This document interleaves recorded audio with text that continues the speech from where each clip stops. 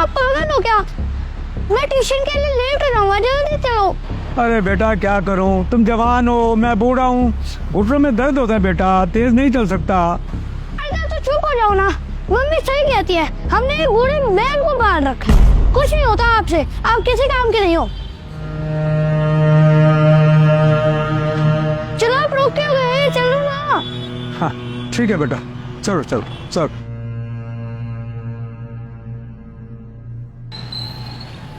अरे सर आप पड़ोसी। गुड आफ्टरनून बेटा। ये कौन है? ये हमारे प्रिंसिपल साहब। अच्छा अच्छा। नमस्कार जी, आप इसके दादाजी हैं? जी। बेटा आप कौन सी क्लास में पढ़ते हो? मैं फोर्थ। और आपका नाम क्या है? तो राघव बेटा, ये आपका बैग आपके दादाजी ने क्यों पकड़ा हुआ है? जी वो बच्चा है ना, बैग बहुत भारी है, थक जाता है।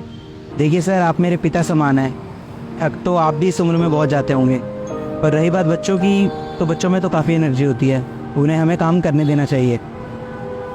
और राघव बेटा, आप अपना काम अपने आप किया करो और दादू के साथ ऐसे बातें नहीं करते। लेकिन मम्मी पापा ही कहते हैं कि दादू तो काम करने के लिए है, अगर वो काम नहीं करेंगे तो उनको ओल्ड एज होम भेज देंगे ना।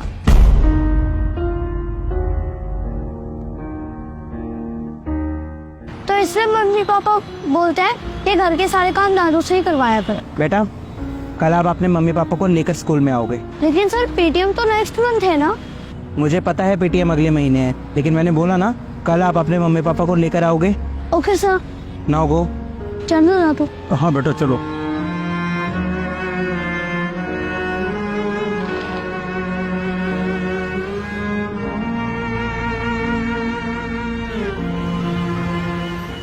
सर आपने हमें अचानक बुलाया, हमारे बेटे की कोई कंप्लेंट है क्या? उसने कोई शैतानी की है क्या?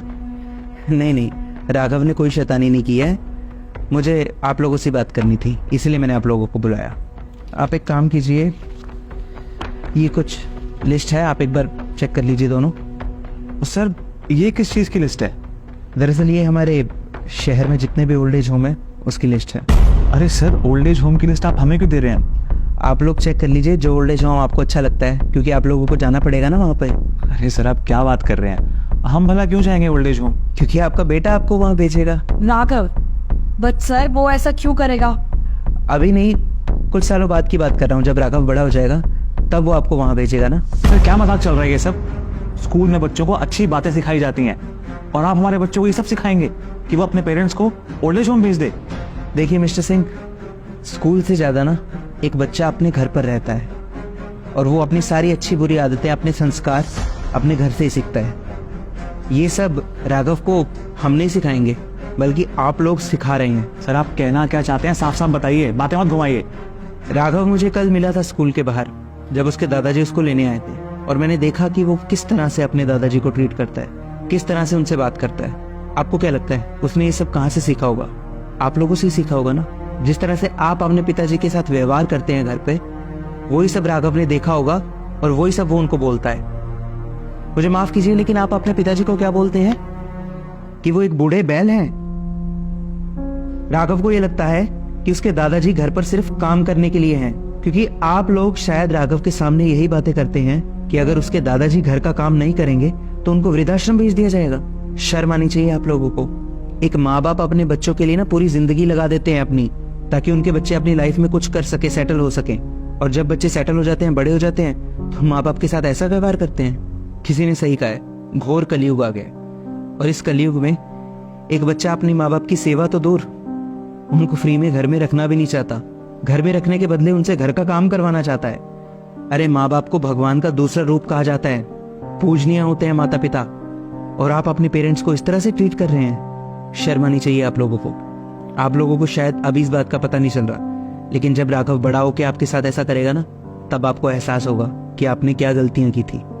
देखिए, मेरा ऐसा कोई इंटेंशन नहीं था कि मैं आप लोगों को यहाँ पर बुलाकर और आपकी इंसल्ट करूं, लेकिन बुजुर्गों का जब मैं ऐसा अपमान देखता हूँ ना, तो मुझसे रहा नहीं जाता। ये आप लोगों का घर का मामला है और मुझे आपके घर के मामले में नहीं बोलना चाहिए, लेकिन बस मैं आप लोगों को समझाना चाहता था, एंड आई होप कि आप जल्दी इस बात को समझ जाएंगे। बाकी आपको जैसा ठीक लगता है आप करिए, लेकिन हाँ, इस बात को जरूर याद रखिए कि जैसे आप कर्म करेंगे ना, आपके साथ भी वैसा ही होगा। पर सर देखिए, मुझे जो बोलना था आपको बोल दिया, अब मैं आपकी कोई और बात नहीं सुनना चाहता, आप जा सकते हैं।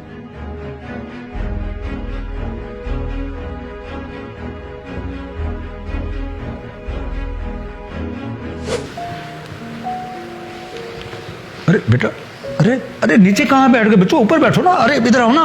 पिताजी, आप हम दोनों को माफ़ कर दीजिए। हमसे बहुत बड़ी गलती हो गई है। हमने पूरी ज़िंदगी जाने अनजाने में आपको बहुत दुख पहुंचाया, और आज नौबत यहाँ तक आ गई है कि हमारा बच्चा भी आपकी इज्जत नहीं करता। हाँ पापा जी, हमें प्लीज़ माफ़ कर दीजिए। अगर हमने आपकी इज्जत की होती तो आज राघव भी आपकी इज्जत करता। वो इस तरह से आपसे बात नहीं करता। प्लीज़ हमें माफ़ कर दीजिए। जिस उम्र में बच्चों को माता पिता की सेवा करनी चाहिए, उस उम्र में हम दोनों आपसे काम करवा रहे हैं। कोई बात नहीं बच्चों, इधर आओ, आओ ऊपर आओ बेटा, आओ आओ, आओ।